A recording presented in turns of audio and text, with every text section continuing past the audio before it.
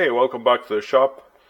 My friend Jim Williams came by yesterday to show me how to make a no hardware salt shaker. This is it. This is made of spalted maple. It has no holes on the top, and it's completely sealed. There's no way to open it up once you make it. Has a 1/8 of an inch hole at the bottom, and it sits, and no salt comes out until you shake it. Here, let me get a hole so you see. When you shake it, salt comes out. You put it down, there's no salt. You shake it, and you get salt. So, yeah, so since I had nothing better to do while he was doing that, I recorded a video and I'm going to share that with you, so you can make your own no hardware salt shaker if you want.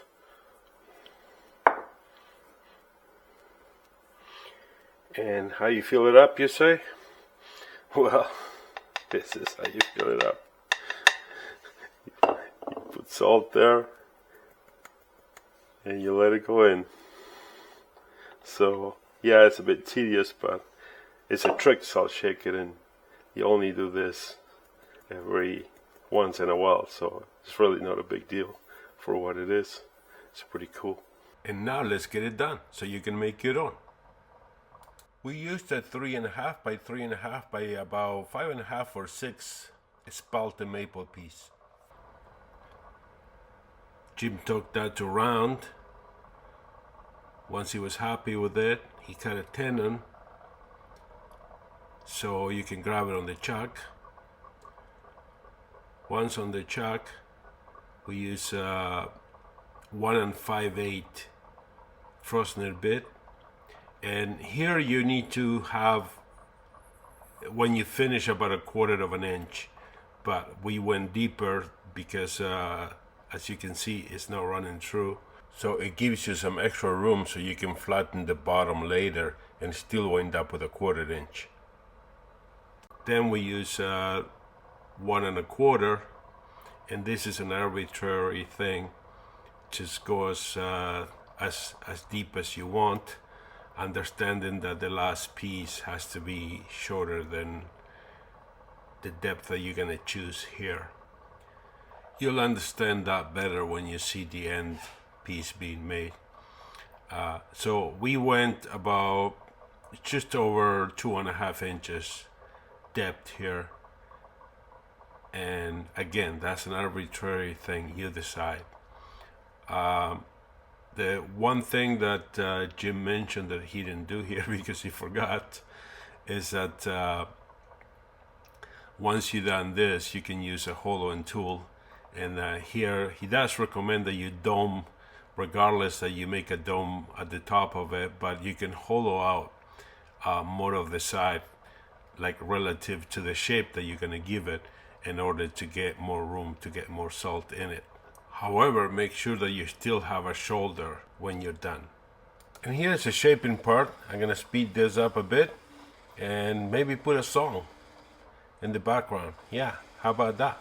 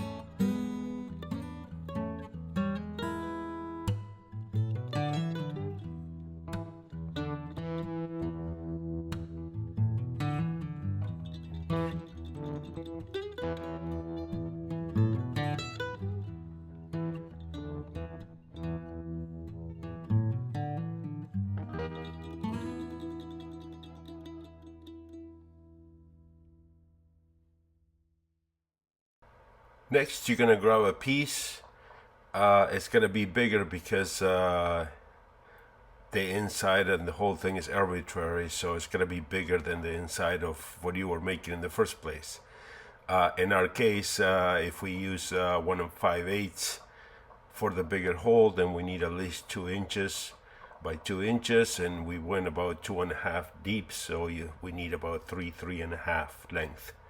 So take that around so it can be mounted on the chuck, and then you're gonna start cutting a shoulder at the end that matches the bigger hole on the bottom of the salt shaker. You might want to use calipers here. Whatever you do, it has to match your existing shoulder on the salt shaker. Next, you want to cut a bit of a funnel in the end of it, and this is again arbitrary, understanding that the more of a funnel shape that you give it, the more salt you're gonna be able to put at the bottom when you go fill it up. So if you make it really shallow, it's gonna take you longer to fill it up. But anyways, there is no specific angle here. This is again arbitrary. Next, you're gonna drill a 1/8 of an inch hole, and you need this to go all the way through. Go a little bit at a time because your small bit will tend to wander. So you might want to grab it so it doesn't go so deep and then extend it as the hole is being made. So in our case, it has to be more than 2.5 inches, so it clears the other end. Once you've done that, you're ready to continue shaping your cone. Just make sure that the shoulder matches again the shoulder that you made in the salt shaker. That means both the first and second part of the shoulder has to match. Then you make a cone shape. Do not make it like to a sharp cone because salt will not come out. So anyways, you'll see as it takes shape. This is what I mean by don't make it a whole pointy. Make sure that at the end is about 1/2 inch thick, and the hole that you drill has to go all the way through. And when you part this off, it has to be shorter than the inside of the salt shaker by probably, I will say, about 3/4 of an inch. Finally, you might want to put a bit of finish at the very bottom. If you're using oil, then make sure that it's dry before you put salt in it. We use friction polish, and to make sure that it's dry. You don't want to run into problems with the salt being humid. And now you can put a little bit of rice just to make sure that the salt stays dry inside. Put some salt inside, since this is going to be the only time that you get to do this. Then Jim put some glue on it and close it up. In our case, he's trying to match the grain because it actually matched. It was the same type of wood. However, you can use whatever wood you want for the bottom. It doesn't have to be the same. Anyways, he's done gluing here. I'm going to be making one of this and giving it away. If you made it this far, look out for that video coming up soon. Just try it out. Make sure it works. And there we go. Beautiful salt shaker. Hey, thanks for watching. And feel free to subscribe if you want to support my work. Ciao, ciao.